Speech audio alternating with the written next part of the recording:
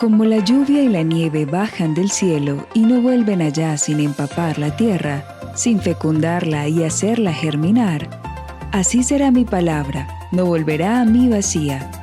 Isaías 55, 10 al 11. Te invitamos a profundizar en el Evangelio del domingo, a abrir el corazón, a escuchar con fe y a permitir que la palabra no pase de largo, sino que dé fruto abundante en ti. Porque cuando la palabra de Dios cae en tierra buena, nada vuelve a ser igual. Domingo, volvamos al Señor. Profundicemos juntos en su Evangelio. Buenas y santas noches. Buenas tardes, el Señor los bendiga. Bienvenidos a este programa de hoy. Me quedo en tu casa de la Escuela Bíblica Católica Yeshua. Hoy nos invita a la liturgia a seguir haciendo la lección divina, la lectura orante del Evangelio según San Mateo, un pasaje preciosísimo. Bienvenidos a este programa. Luzma, bienvenida. Sí, qué alegría encontrarnos hoy para compartir la palabra del Señor en este día especial en que la palabra nos habla, yo digo, directo y al corazón. Amén, amén. ¿Quién no tiene miedos? Cuando uno menos piensa se van suscitando en el corazón, en la mente, en la vida, distinto tipo de tormentas y situaciones. Y hoy precisamente la palabra del Señor está hecha para todos y cada uno de nosotros, para sanarnos y liberarnos del miedo. Pero iniciemos como se hacen todas las cosas en la vida de fe, en el nombre del Padre, del Hijo, del Espíritu Santo. Amén. Padre Santo, queremos pedirte que envíes tu Espíritu, que venga en ayuda de nuestra debilidad. Ven, Santo Espíritu de Dios, a iluminarnos, a guiarnos, como Maestro interior que eres, a enseñarnos y a llevarnos a la plenitud de la verdad completa. Ven, Espíritu Santo, a santificarnos. Ven, Espíritu de Dios, a hacer carne, a encarnar en nosotros la buena noticia, el Evangelio, la palabra de nuestro Señor Jesucristo. Ven, ven, Espíritu Santo, renueva la faz de la tierra. Ven, Espíritu Santo, hoy clamamos a ti, Espíritu Divino, porque eres tú quien nos ayuda a comprender la palabra del Señor.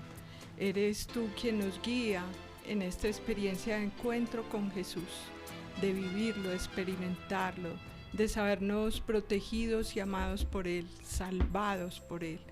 Hoy queremos abrir nuestro corazón para que seas tu Espíritu Divino, el que vengas iluminando, guiando, sanando, liberando y llevándonos a través de la palabra para conocer más y más a Jesús y para dejar que esa palabra se encarne en cada uno de nosotros. Hoy te pedimos, Espíritu Divino, que seas tú ese maestro interior que nos llevas a la plenitud de la verdad, que nos enseñas, que nos recuerdas la palabra. Por eso también pedimos a María, Madre de Dios, Madre nuestra, tú que eres esa mujer que sabes escuchar la palabra y guardarla en el corazón. Hoy te pedimos, Madre, enséñanos y a la vez ora por nosotros, intercede por nosotros, Madre de Dios, para que seamos dignos de alcanzar todas esas promesas y gracias de nuestro Señor Jesucristo. Amén. Contigo, Madre, queremos decirle al Señor: he aquí la esclava del Señor, hágase en mí según tu palabra. Gloria al Padre, al Hijo y al Espíritu Santo.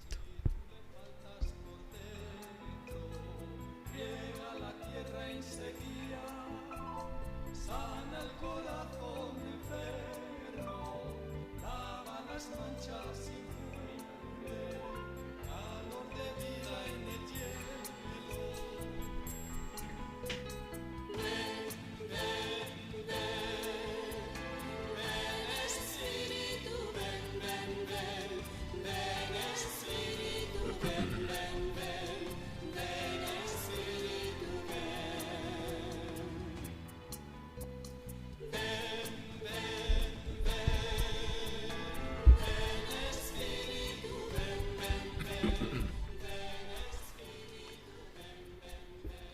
Dispongámonos entonces a la escucha de la palabra del Señor. Como les decía, en este tiempo se ha estado proclamando el Evangelio según San Mateo, tanto los domingos correspondiente al ciclo A de la liturgia. Recuerde que los domingos, la fiesta más importante de la vida cristiana, entonces la Iglesia ha dispuesto en 3 grandes ciclos: ciclo A, Mateo; ciclo B, Marcos; ciclo C, San Lucas. Y en este año se está proclamando el Evangelio según San Mateo. Pero a lo largo de la semana, obvio, como son tantos los días, entonces se van proclamando a veces evangelios enteros y se pasa al siguiente. Normalmente se habla de año par e impar, y entonces hay un ciclo específico para cada uno de ellos. A esta altura del año se está proclamando también el Evangelio según San Mateo. Y vamos precisamente en el capítulo 14. Hoy se va a proclamar a partir del verso 22 y siguientes. Y es interesante que entendamos el contexto del Evangelio que hoy se va a proclamar. Inmediatamente anterior, entonces se ha hablado de la primera multiplicación de los panes. Por cierto, en contexto judío. Recuerden que Marcos y Mateo nos presentan 2 multiplicaciones de los panes, y va muy acorde también a lo que se acabó de proclamar este domingo, la primera multiplicación de los panes en contexto judío. Y Marcos y Mateo traen una segunda multiplicación de los panes, ya en contexto no judío, para los no judíos. Pues bien, significando que Jesús, el pan de vida, y su gracia y su misericordia es para todos los pueblos, judíos y no judíos. Después de la primera multiplicación de los panes se nos va a presentar este texto que hoy se proclama, que es el caminar de Jesús sobre las aguas. Por cierto, seguido también de Pedro, al menos en el primer intento. Y es interesante que entendamos de una vez el contexto. Cuando los evangelios primitivos colocaron juntos estas 2 escenas, que muy probablemente a nivel histórico se dieron así, estuvieron unidas. Después de la primera multiplicación de los panes vino el caminar de Jesús sobre las aguas. Los discípulos y toda esa primera comunidad cristiana, y para los judíos era más o menos fácil hacer la relación con los prodigios de Dios en la liberación del pueblo de la esclavitud del Éxodo, donde los grandes portentos está el abrir de las aguas para que el pueblo pase a pie en seco y sea liberado, y el maná que los alimentó a lo largo del desierto. La relación entre esos 2 eventos es muy importante que la tengamos en cuenta para poder comprender el sentido del texto.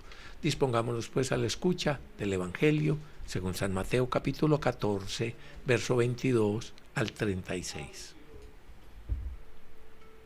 Tú eres quien me ampara y me protege. En tu palabra he puesto mi esperanza. En Hoy me quedo en tu casa, el Evangelio del día.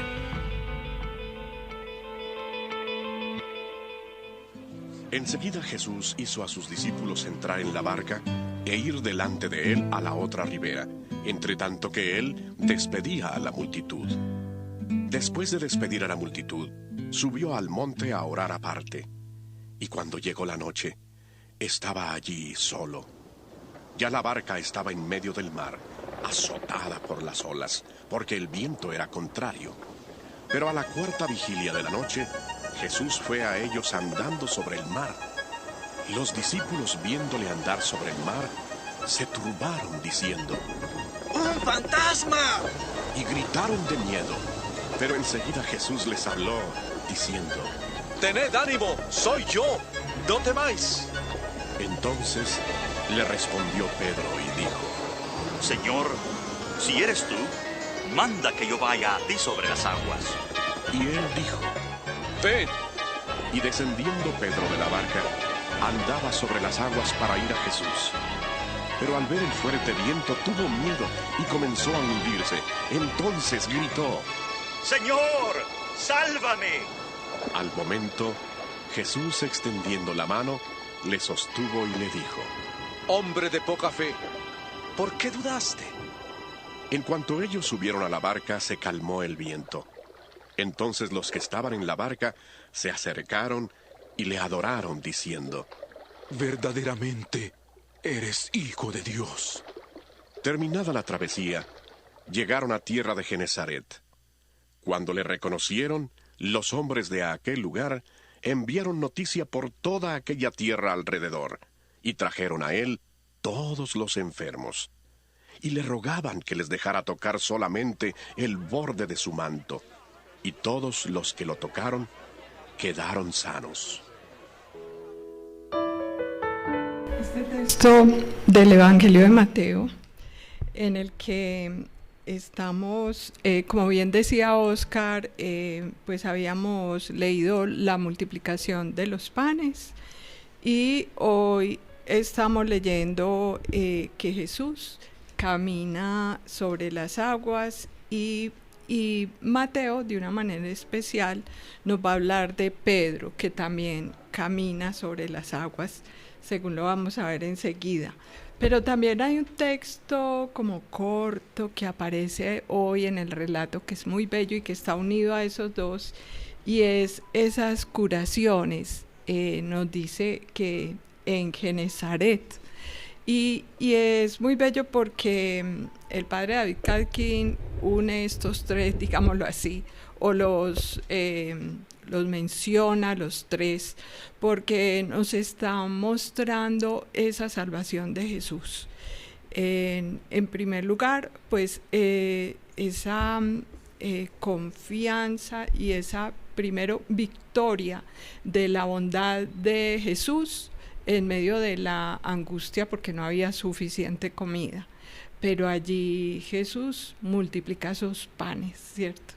Está también, pues en segundo lugar, este relato de caminar sobre las aguas, que enseguida lo leemos con detenimiento, pero es toda esa confianza en medio de un momento muy difícil, de desesperación, pues de verse en medio del mar y en medio de un vendaval, que están por hundirse la barca, pero a la vez ven a Jesús como un fantasma, como lo vamos a ver enseguida, y en medio de esa desesperación Jesús llega con toda su paz a infundirles, como llamábamos hoy pues el programa, con esa frase tan hermosa: ánimo, soy yo, no teman, que tenemos que detenernos en ella porque es bastante hermosa. Y en tercer lugar, aparecen esas curaciones a los enfermos de una manera tan extraordinaria, que Jesús no solo quiere curarlos físicamente, sino también curarlos del alma. O sea, es una sanación muy profunda la que quiere hacer Jesús, y Mateo lo menciona así, ¿cierto?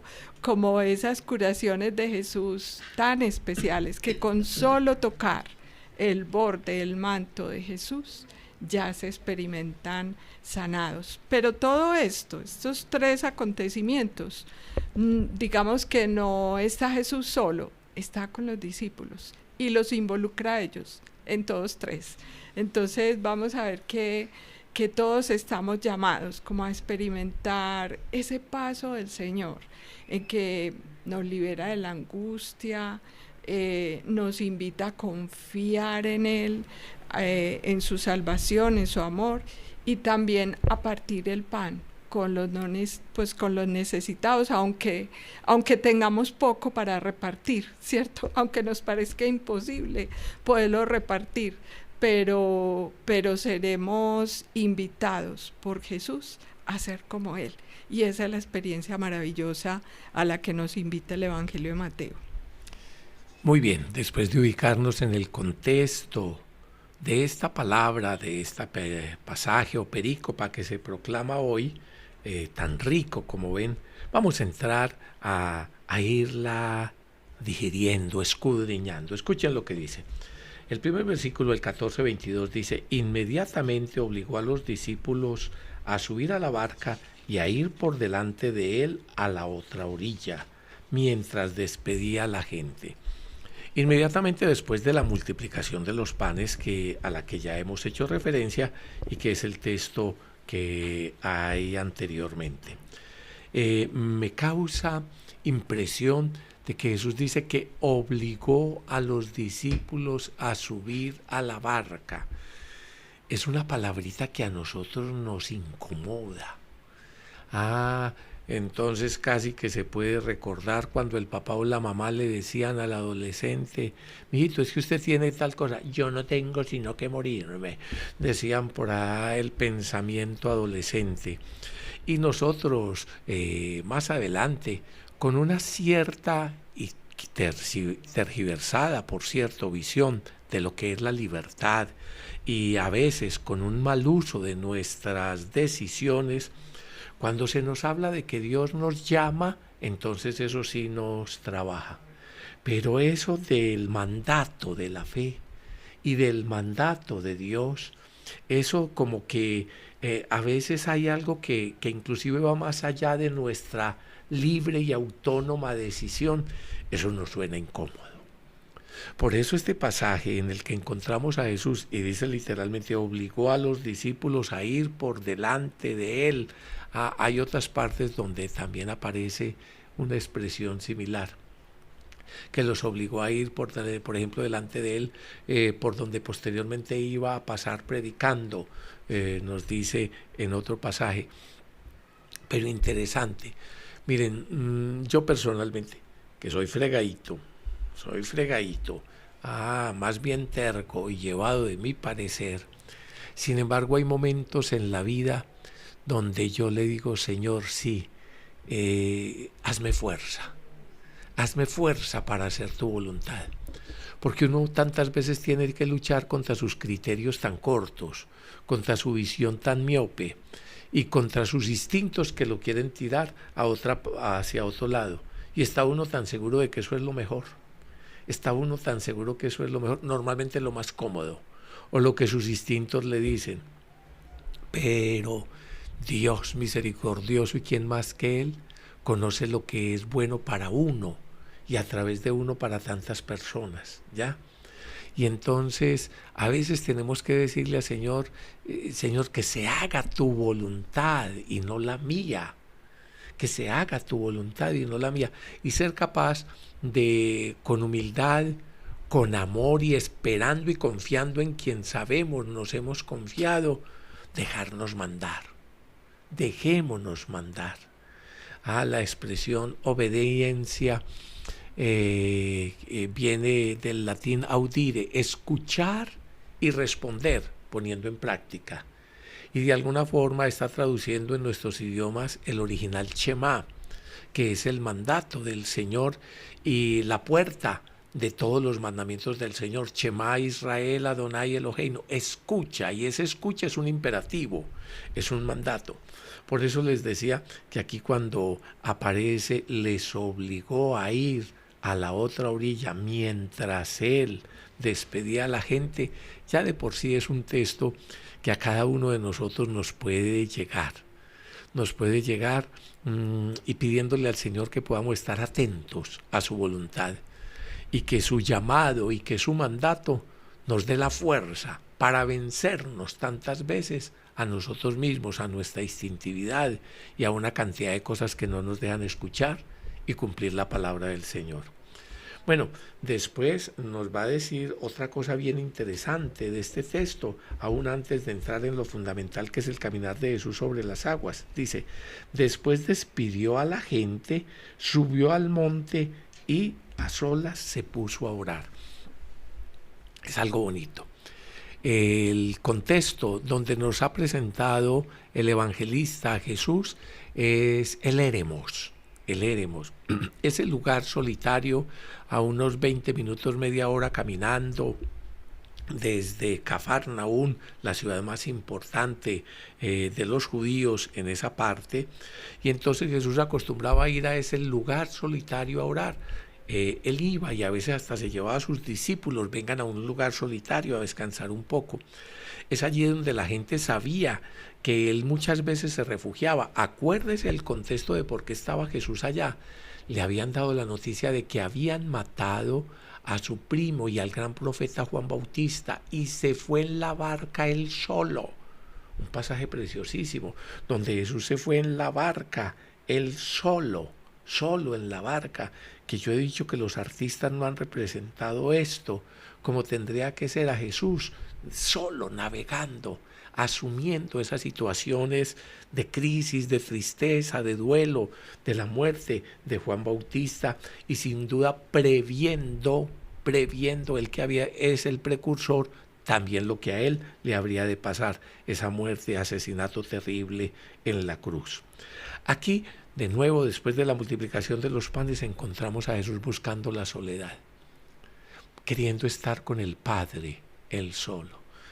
Y muchas veces lo vamos a encontrar en las Sagradas Escrituras, que en medio de todas las cosas que Jesús tiene que hacer, enseñar, formar discípulos, atender las necesidades de la gente, reserva espacios de soledad para estar con el Padre. Y entonces dice que se quedó allí solo orando. Y sigue entonces la narración de que mandó a los discípulos a la otra orilla. No es fácil saber a qué orilla los mandó en ese momento. Si pudiéramos tener el lago de Galilea en la imagen, ustedes me entenderían por qué. Porque el lago de Galilea tiene la forma como de un arpa, de ahí es su antiguo nombre en hebreo, Kinneret, barca. Pero también entonces se me antoja que tiene como la forma de un corazón. Entonces forma en la parte norte como un estilo de ensenada, y en el lugar donde están Tabca o Ectapegón, el Éremos, cuando dicen la otra orilla, en realidad casi que podemos contemplar 3 otras orillas. Pues ¿cómo va a ser eso? Sí. Cuando uno está allá, en ese sitio, entonces desde esa parte contemplo 3 otras orillas, pero la otra orilla es la otra orilla, no hay sino una. No, hay 3.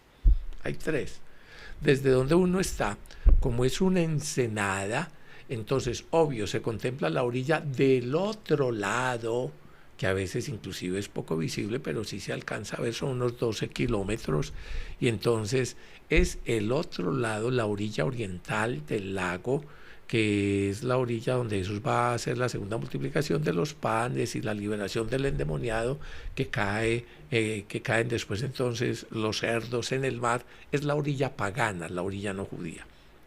Pero también desde donde se está, como se está en una ensenada, le dije, al norte uno puede tomar hacia Cafarnaúm, que es muy cerca, son 15, 20 minutos caminando, le dije, y remando será un poco más.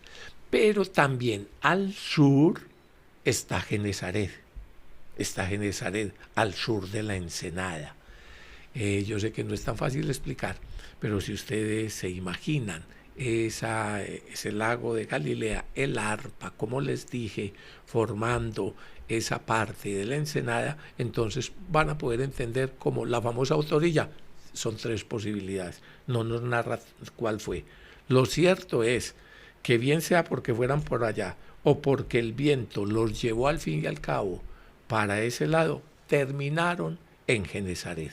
Ese es un poco parte del contexto geográfico de lo que nos está diciendo. Este texto, ahí en ese versículo 23, también nos habla del tiempo, nos dice que al atardecer estaba solo allí. Y es sorprendente porque ya en la multiplicación de los panes había dicho también al atardecer, dice en ese capítulo 14, versículo 15. Le voy a leer exactamente porque dice: al atardecer se le acercaron los discípulos diciendo: el lugar está deshabitado y la hora es ya pasada. Entonces ya pues está haciéndose tarde, y sin embargo aquí Jesús dice que a ese atarde, o seguramente era una tarde ya anocheciéndose, y estaba solo allí, ya había despedido a la gente. Es muy lindo porque él despide primero a los discípulos, los obliga a irse en la barca, pero él es el que personalmente despide a la multitud y se queda a solas. Entonces allí ya nos comienza a hablar es nuevamente como de los discípulos en la barca, porque dice, la barca se hallaba ya distante de la tierra muchos estadios, zarandeada por las olas, pues el viento era contrario. Aquí hay algo interesante porque dice que ya distante de tierra muchos estadios. Yo buscaba esa medida, la tiene el padre David Calkin, dice que de 180 a 190 metros, o sea que siempre estaba pues retirada. Entonces, pues es como lo que mide un estadio, según esta medida. Pero allí esa barca está zarandeada porque está haciendo un fuerte viento, seguramente. Sí, así lo dice, el viento era contrario. Entonces, la situación de los discípulos es difícil en medio del mar, es de noche. Y dice, y a la cuarta vigilia de la noche vino él hacia ellos caminando sobre el mar. La misma Biblia de Jerusalén traduce, digamos, ese momento del día o de la mañana más bien, porque dice, es entre las 3 y las 6 de la mañana, la cuarta vigilia de la noche. O sea, cuando está oscuro, pero ya está comenzando a amanecer, que tiene todo un significado, según el Evangelio de Mateo, porque es cuando se va a revelar Jesús, ¿cierto? Ellos todavía no lo han experimentado, porque para ellos todavía es noche, pero está próximo a revelarse Jesús. Entonces es algo muy lindo. Y significa que llevan muchas horas luchando contra el viento sin poder llegar a ninguna de esas orillas. Sí, porque si salieron al atardecer y ya. Fíjese, no, pues póngale que hayan salido todavía más 7, 8 de la noche y ya vamos a las 3 de la mañana luchando contra el viento. Sí. El lago de Genesaret, por cierto, como vamos a ver en las imágenes, ¿cierto, Juanse?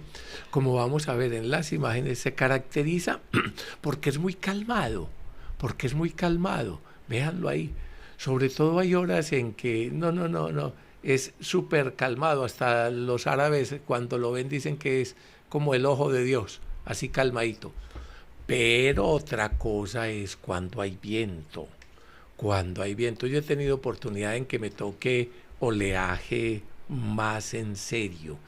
Y resulta que a veces tanto el viento frío del norte del Monte Hermón baja el viento frío del Monte Hermón, a veces sube el viento súper caliente del Sahara por toda la olla, por todo el hueco de la depresión siroafricana, esa por donde baja precisamente el río Jordán,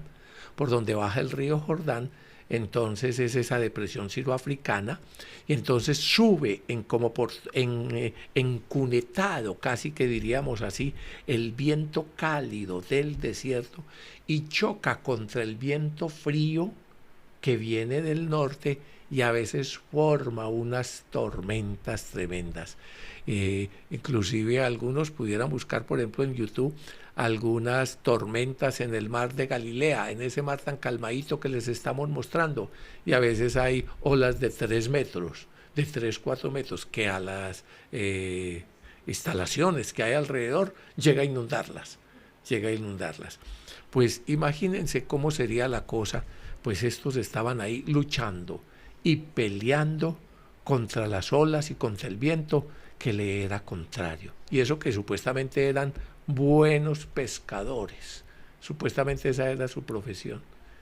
Y lo cierto es, lógico, a esa altura ya el cansancio y el miedo, entonces comienza a llenar su corazón.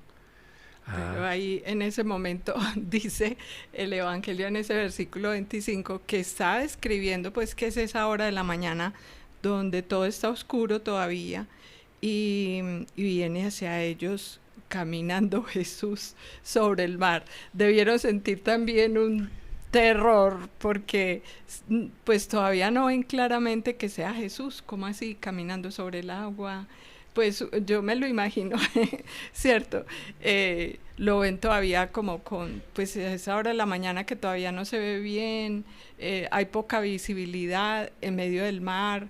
O sea, ellos sienten o ven es como un fantasma y están muertos de miedo. Entonces el pánico que les debió pues tocar allí en aquel momento era tremendo. El mismo Evangelio lo dice, los discípulos viéndolo caminar sobre el mar se turbaron y decían, es un fantasma, y de miedo se pusieron a gritar. Claro, lógico, el miedo lleva a gritar.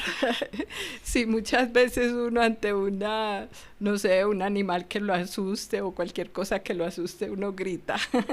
¿Cómo sería ellos, pues como viendo a Jesús caminando sobre el mar? Y con la posibilidad además de ahogarse.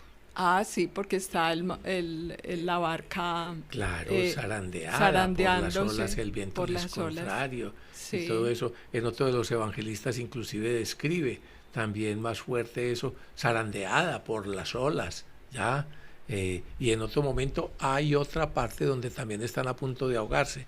Pues lógico, el que nada se moja, ¿cierto? Y el que anda en el mar y eso tiene peligros. Y acuérdense cuando iban con Jesús en la barca en otro momento que también estaban a punto de ahogarse.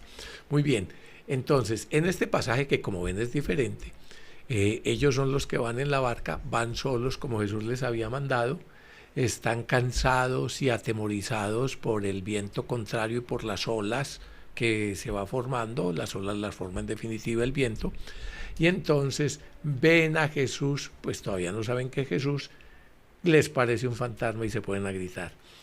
Mire, yo creo que este pasaje tiene una intención muy interesante, más allá de lo histórico anecdótico, y más allá de ver que efectivamente Jesús es el que manda, tiene poderes, ousia, autoridad sobre los elementos de la naturaleza, que en definitiva es un atributo solo de Dios.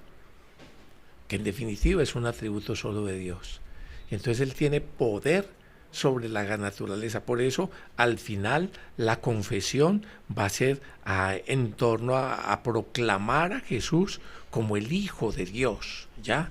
Va a ser una proclamación de la fe, de que Jesús es el Hijo de Dios. Porque no es simplemente pues un acto que digamos pudiera estar al alcance de alguien con un poquito de esfuerzo, no es simplemente algo imposible,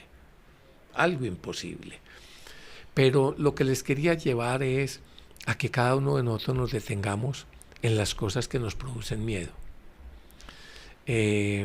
Fácilmente hoy también cada uno de nosotros tiene motivos de miedo. Una cosa es la precaución.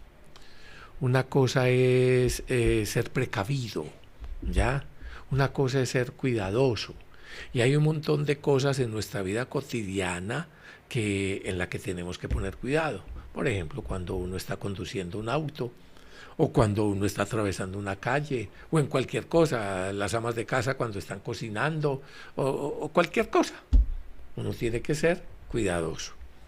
Pero es que hay situaciones, algunas que se van acumulando, otras que vienen de improviso, y no solamente como que destapan en nosotros la necesidad de cuidado, precaución, las alertas necesarias, sino que hay situaciones que nos superan, y ya comienza la angustia y el miedo desbordado, ese miedo que paraliza. Y yo creo que este evangelio es para tantos hoy. ¿Cuáles son tus miedos? ¿Qué te está paralizando? A veces puede ser una situación económica, que al principio era un cuidado, un trabajo, que después fue una angustia y que después es una parálisis porque no ves cómo salir.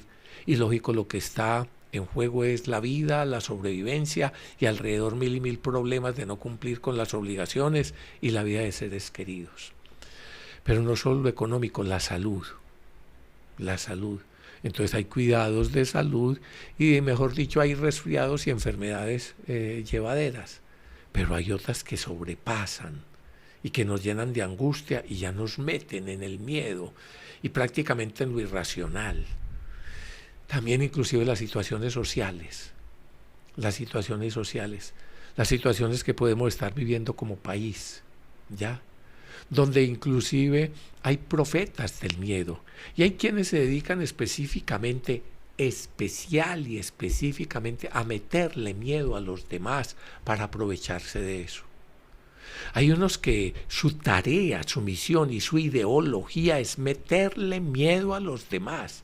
Por ejemplo, cuando están en confrontación y en guerra, así como cuando se está en una batalla, tanto desde una batalla callejera, uno contra otro, o desde que un ladrón y viene a quererse imponer al otro a través del miedo para poder aprovecharse de su incapacidad y que no sea capaz de responder, como inclusive a nivel político. Hay gente, inclusive presidentes, que antes de entregar el gobierno dicen que se van a dedicar a armar milicias terroristas. Y entonces uno no sabe si es que están soñando o hablando dormidos o drogados. Entonces a las 2 de la mañana entonces van a decir que se van a dedicar a hacer milicias terroristas, ¿ya? ¿Qué es lo que quieren? Meterle miedo a sus adversarios, inmovilizar a los demás. Y todo el otro, esos son esos peleadores callejeros que lo que quieren es intimidar al otro gritándole, que lo que quieren es intimidar al otro haciéndolo ver menos, ¿ya? Pues la vida está llena de eso. Yo no sé a usted qué miedo lo puede estar alcanzando en este día o en esta noche de la existencia. No le teman a los que matan el cuerpo, dice el Señor, témanle mejor a los que acaban de verdad con el corazón humano, con el alma, con el sentido de lo humano. Y hay algo fundamental, ni siquiera las fuerzas de la naturaleza, y más adelante nos va a decir que ni siquiera las enfermedades, ya en otro contexto nos ha hablado de que ni siquiera cualquier tipo de mal, endemoniados, demonios y cualquier cosa, bien lo dijo preciosamente la segunda lectura de este domingo, de ayer lunes, ¿quién nos separará del amor de Dios? ¿Quién nos separará del amor de Dios? El hambre, la espada, la persecución, supuestos poderes celestiales o supuestos poderes demoníacos. Ni siquiera la misma muerte nos puede separar del amor de Dios. Y la revelación que hoy hace Jesús va en ese sentido. No tengas miedo. Yo soy, ego eimi, la expresión griega. Pero detrás de eso está, Jesús no le está hablando en griego, Jesús le está utilizando el santo nombre de Dios, Yahvé, yo soy. Él es Yeshua, Yahvé salvando. Dios mismo está con nosotros, la fuente de la vida, la fuente de la certeza, la fuente de la seguridad. No tengas miedo. Yo lo quiero invitar a que hoy permitamos que el Señor camine sobre todas las aguas oscuras, sobre todos los abismos, sobre todos los temores, sobre todas las circunstancias que a nosotros nos roban la paz, nos meten en angustia y nos paralicen. Y dése cuenta usted que no es un fantasma.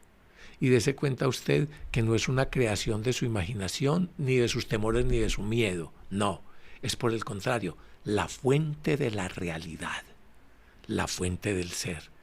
Yo soy el que estoy contigo.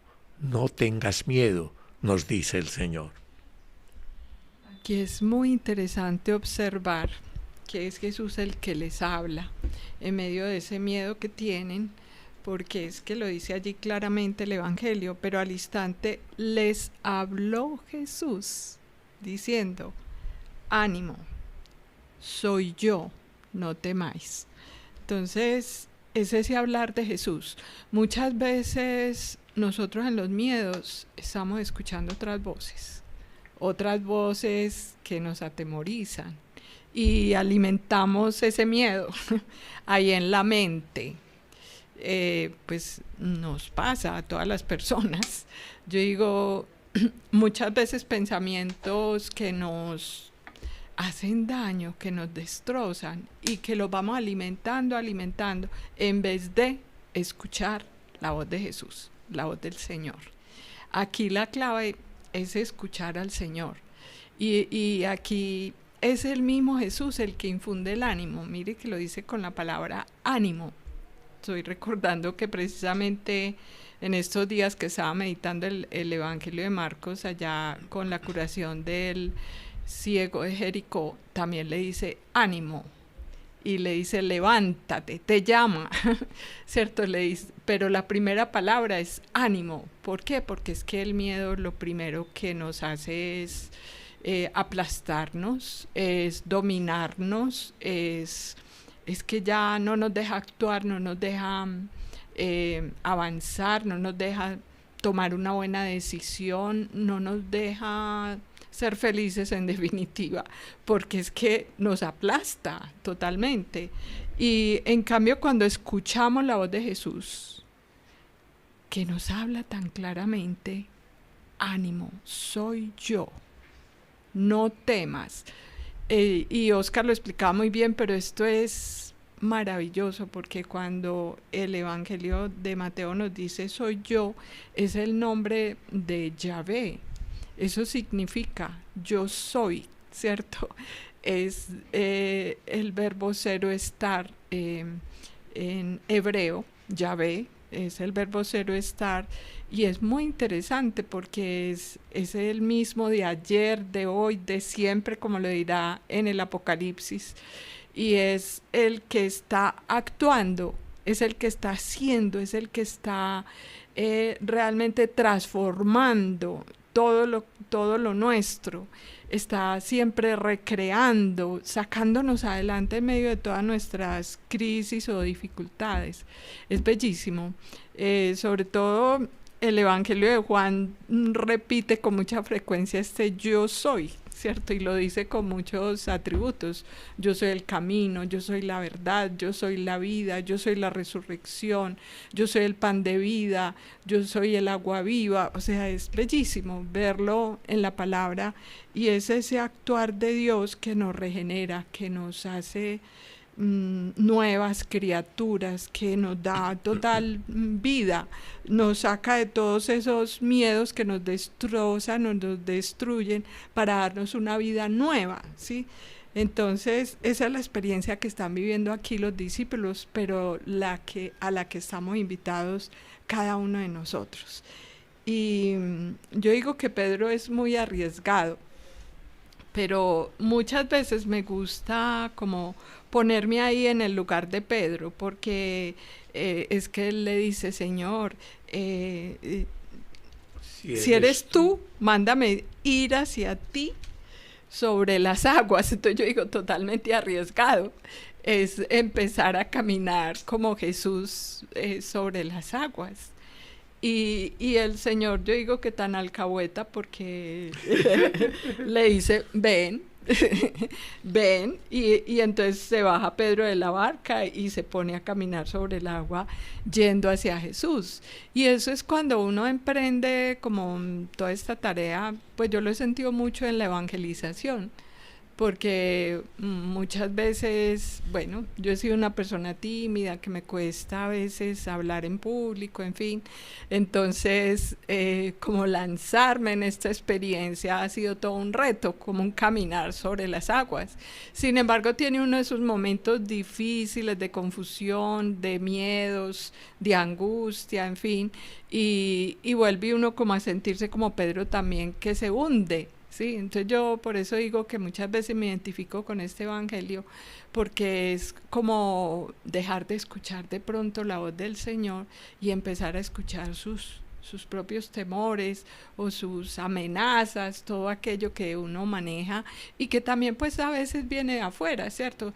Diferentes circunstancias que le cambian a uno como la rutina o el diario vivir, y que uno pues como que ¿para dónde sigo? ¿Qué hago? ¿Cómo soluciono esto? Y ahí es donde nos confundimos y dejamos de escuchar la voz del Señor, que es la que nos guía. Pues Luzma dice que arriesgado, hay quienes diríamos, pues ese man se enloqueció. ¿Cómo así que voy a ir a caminar sobre las aguas? Bueno, pero es que también la manera como lo expresa es muy interesante. Si eres tú, mándame ir a caminar, mándame ir a ti caminando sobre las aguas. Lo reto. Pues, ¿qué dice Jesús? Pues sí, yo soy. No le acaba de decir que yo soy y que soy el gran yo soy. Claro que soy yo. Ah, venga. Y él comienza a caminar también. Y como muy bien explica Luzma, pues la realidad es que en nuestra existencia muchas veces tenemos que caminar en suelos movedizos, en situaciones que no nos soportan, en no seguridades, en no seguridad. ¿Cuántas veces en la existencia hemos tenido que dar pasos de fe, salir de nuestro ámbito de seguridad para caminar hacia? Pero cuántas veces también hemos experimentado que nos hundimos, que el viento nos es contrario, o que las críticas, o que otros que supuestamente son más cuerdos nos dicen, pero vos qué estás haciendo, hombre, no te das cuenta que tal cosa, y entonces apenas nos dicen eso, pues nos hundimos.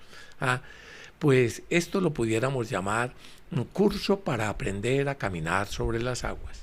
Hombre, también hubiéramos podido llamar ese programa así. De pronto no solo los nadadores, los navegantes y otros nos hubieran visto el programa, sino que espero que todos los que entiendan lo tomen en serio.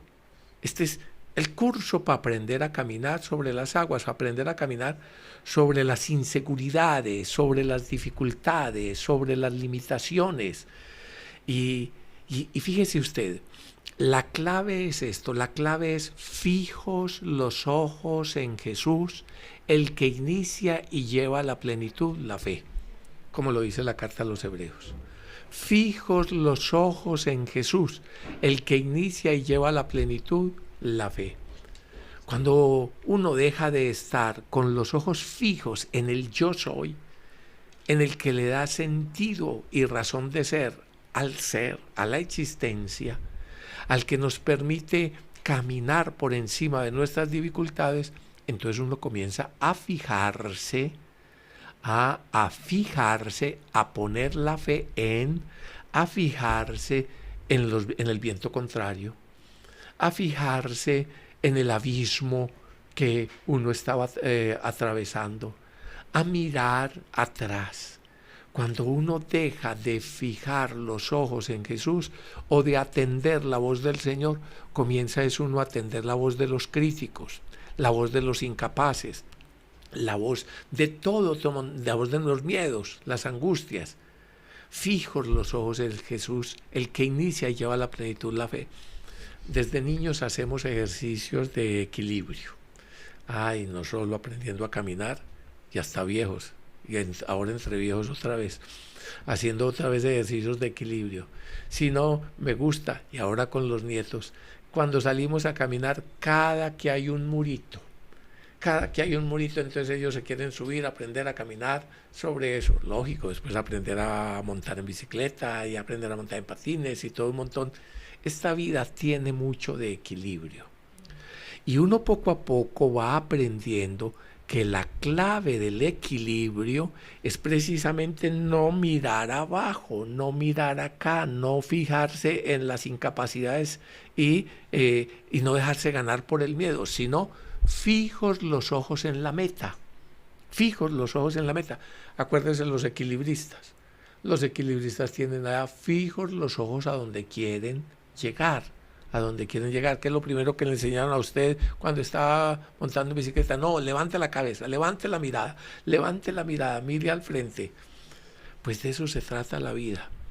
Estamos rodeados de inseguridades, rodeados de aguas tenebrosas y de vientos contrarios.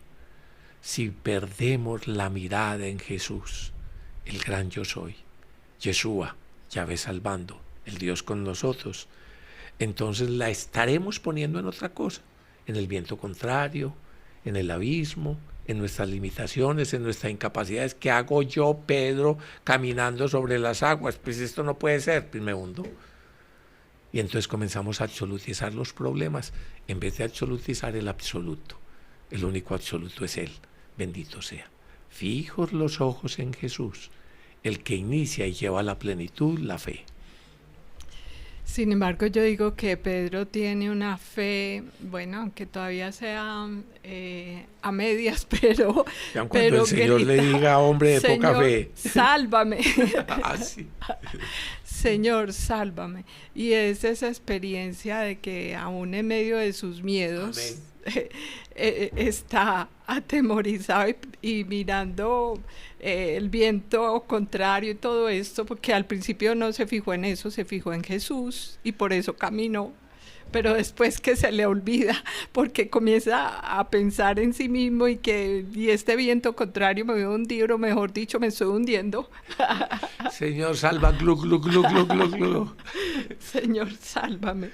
Y es muy bello porque dice, al punto Jesús tendiéndole la mano, le agarró y le dijo, hombre de poca fe, ¿por qué dudaste? Es la experiencia, yo digo, que de todo ser humano, porque nos debatimos como entre eso, en cómo creerle al Señor y a veces fijarnos más en nosotros mismos, así como hablaba Oscar del equilibrio, muchas veces nos pasa a nosotros, en que pues confiamos más en nosotros mismos o en nuestras cosas, como en lo que tocamos o vemos, pero todavía nos cuesta mucho creerle al Señor, que es el que realmente nos salva, nos transforma, nos bendice y nos saca adelante en medio de todas nuestras amenazas, porque pues son muchas las amenazas que día a día tenemos en todas las, yo digo que las áreas de la vida, pero podemos tener la mirada fija en Jesús y gritarle también, porque es en la oración que le gritaremos, como dice los salmos tantas veces, a ti grito, Señor, cierto, escúchame en medio de mis problemas o de mis tristezas, pero el Señor siempre nos escucha. Entonces es confiar en el Señor, esperar en el Señor y hacer siempre esa oración buscando su salvación. El texto nos relata otro milagro. Este texto está lleno de portentos de parte del Señor. Pues no solo que, lógico, el Señor caminó sobre las aguas, no solo que hasta el mismo Pedro caminó sobre las aguas, obviamente un milagro, ahora que el Señor lo salva, sino que nos dice que inmediatamente llegaron hacia donde iban, ¿ya? ¿Por qué dudaste? Subieron a la barca y amainó el viento. Entonces, de un lado, el viento se calmó, amainó el viento. Y los que estaban en la barca, subieron a la barca, amainó el viento, y los que estaban en la barca se postraron ante él diciendo, verdaderamente eres el Hijo de Dios. Ya, terminaron la travesía y llegaron a tierra en Genesaret. Ya, llegaron a Genesaret. En otro de los evangelistas se narra más claramente de que inmediatamente llegaron a Genesaret, como que fuera el otro milagro que de una vez Jesús los llevó a la meta, con un sentido también muy interesante. Antes de quedarnos en el centro de la confesión de la fe, recordemos que Genesaret es otro de los tantos nombres que recibe el lago de Galilea, o lago Tiberíades, o Kinneret, o Genesaret. Genesaret es una de las partes que hay alrededor del lago de Galilea, ahí arribita de Magdala, entonces se llama Genesaret o Ginosar. Actualmente hicieron ahí un kibud que se llama Ginosar, y entonces era conocido esa parte, era una parte de las más ricas, había grandes jardines y normalmente las personas más ricas, entre ellos muchos de los sumos sacerdotes, tenían ahí como las casas de verano o las casas de invierno, porque cuando había mucho invierno aquí hay un sitio muy agradable, hay un clima muy agradable, o en otros momentos para estar junto al lago, que es precioso. Entonces llegaron ahí a la tierra de Genesaret. Pero quedémonos ahora en lo otro fundamental. ¿A qué debe llevar todas estas acciones de Jesús? ¿A qué debe llevar? A postrarnos ante Él, al reconocimiento y la adoración de que verdaderamente eres Hijo de Dios. Eres Hijo de Dios. el Mesías de Dios, pero no simplemente un tipo de Mesías liberador nacionalista, sionista, no, es el mismo Hijo de Dios, la encarnación de la palabra de Dios, el que tiene plena comunión con el Padre. Ya San Mateo también, y de una forma espectacular nos ha dicho en su Evangelio allá en el capítulo 11, es que nadie conoce al Padre sino al Hijo. Es que nadie conoce al Hijo sino el Padre. Es que entre Dios Padre y el Hijo hay una relación única, y el Hijo es la fuente de la revelación del Padre. Entonces es Jesús, el Mesías, el Hijo de Dios, alguien que supera realmente todas nuestras expectativas y todos nuestros marcos de comprensión. Y con razón entonces se postran ante Él, adorándolo, como va a terminar precisamente el Evangelio según San Mateo, en la gran inclusión del tema de la adoración, en Mateo allá 28, donde los 11 se postraron ante Él, cuando Jesús resucitado proclama: todo poder me ha sido dado en el cielo y en la tierra. Y entonces, reconociendo el señorío de Jesús, el Hijo del Hombre, el Mesías, a quien Dios le ha dado imperio y poder eterno, el Hijo de Dios, se postran ante Él a adorarlo, así como lo habían hecho, y con eso inició el Evangelio de Mateo, los sabios venidos de Oriente, los Reyes Magos. ¿Dónde está el Mesías que queremos venir a adorarlo? Sobre la adoración tenemos tanto que hablar. Y leída en el contexto judío, donde solo a Dios adorarás, solo a Dios adorarás, y ese pues es el reconocimiento de Jesús, el Mesías, el Hijo de Dios, que merece adoración. Aquí hay algo también bastante hermoso, y es que en la Sagrada Escritura vemos en diferentes textos, incluso por allá en el Apocalipsis, también en los Salmos se menciona como que el agua, el mar, era para ellos como ese lugar del temor, de la angustia, de la zozobra, de que se podía tener muchos peligros, ¿cierto? Porque claro, se pueden ahogar, se pueden... se puede hundir la barca. Entonces todo esto es como ese suelo vacilante, inseguro de las aguas, y aquí Jesús muestra con su actitud cuando sube a la barca, que lo dice claramente, que subieron a la barca tanto él como Pedro, y se calma el agua inmediatamente. Bueno, pues el viento, pero al calmarse el viento, el agua quedó tal pacífica, cual. ¿Cierto? Ya amainó el viento, dice. Entonces, pues ya no hay por qué temer. El agua está tranquila. Y es también un hecho también hermoso que había resaltado cuando apenas está amaneciendo, ¿sí?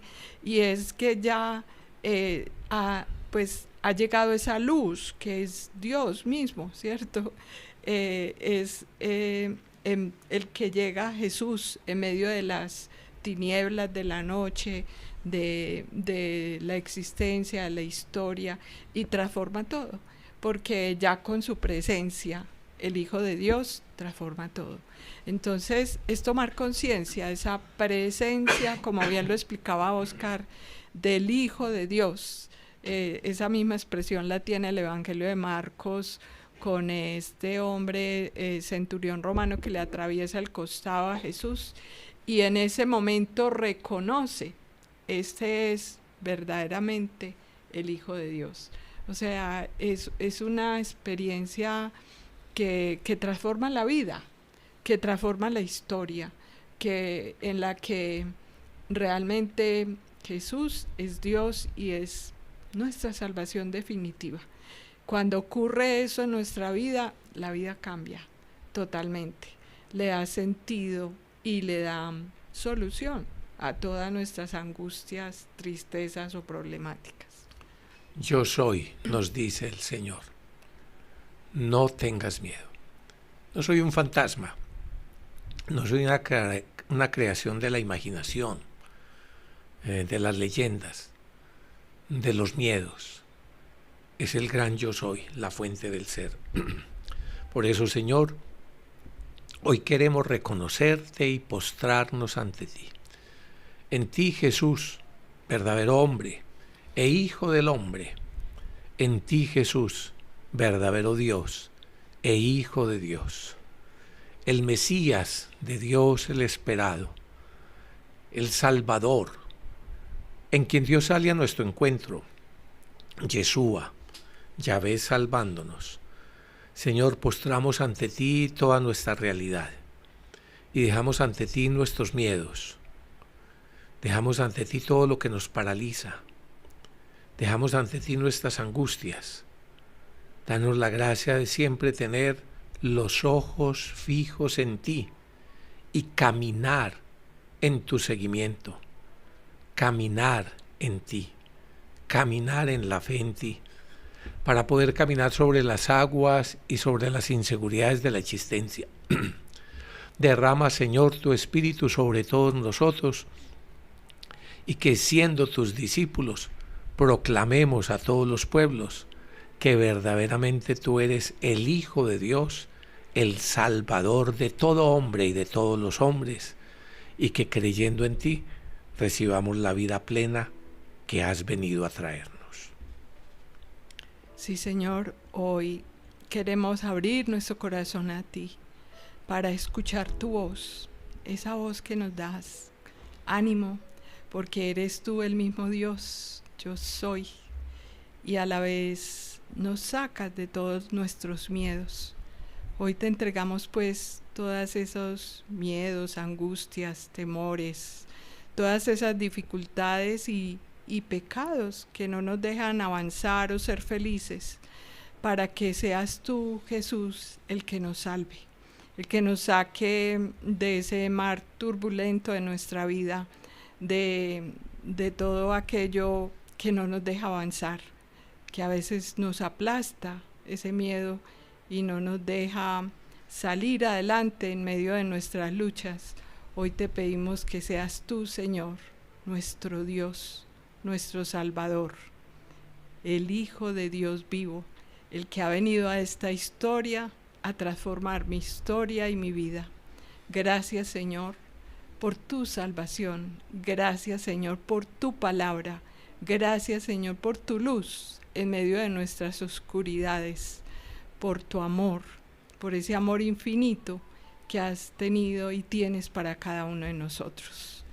Y contigo, María, Madre de Dios, Madre nuestra, te pedimos, Madre, que intercedas por nosotros, que nos enseñes a amar al Señor como tú lo amas, a escuchar su palabra y a guardarla en el corazón. Por eso contigo, Madre, le decimos al Señor: he aquí la esclava del Señor, hágase en mí según tu palabra. Gloria al Padre, al Hijo y al Espíritu Santo. Como era en el principio, ahora y siempre, por los siglos de los siglos. Amén. Amén.